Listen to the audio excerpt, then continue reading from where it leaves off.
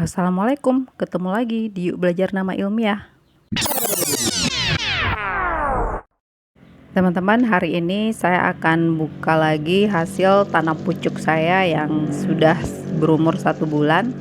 Ada 2 ID aglonema, yang satu Big Papa dan yang satunya Red Peacock. Dan dua-duanya itu ditanam tanpa akar. Kedua aglonema ini, walaupun masih baru buka sungkup, saya akan langsung lakukan repotting karena seperti yang terlihat, akarnya sudah tembus ke dasar pot. Kedua tanaman ini akan kita perlakukan dengan cara yang berbeda karena memang masing-masing punya permasalahannya sendiri-sendiri. Yang satu akarnya sudah menembus pot, sementara yang satu potnya kekecilan, sementara batang aglonemanya terlalu tinggi. Pertama kita akan repotting yang aglonema Big Papa ini. Kita akan ganti potnya dengan ukuran yang lebih besar.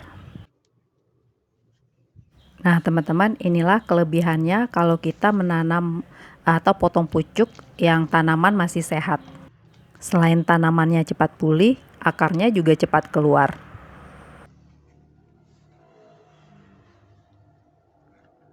Akarnya terlihat sehat ya teman-teman, tapi ternyata memang sudah panjang.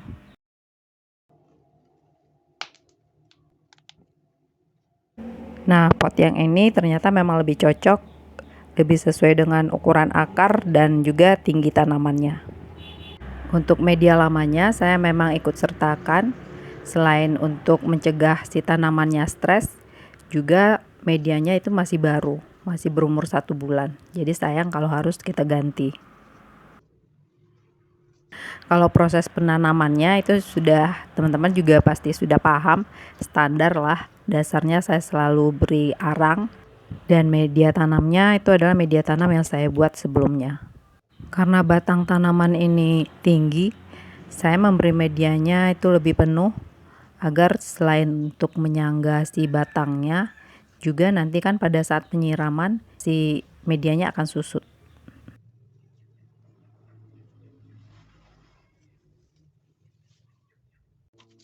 Dan ini tanaman yang kedua, tapi sepertinya kalau yang ini akarnya masih sedikit, dan untuk memastikannya kita akan cek dulu.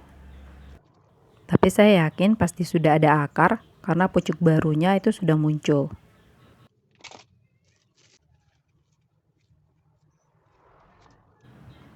Nah, benar kan?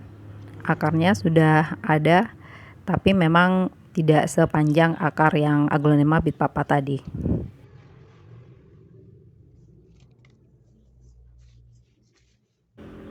Kalau untuk aglonema Red Peacock ini saya akan tanam pot in pot karena akarnya masih sedikit.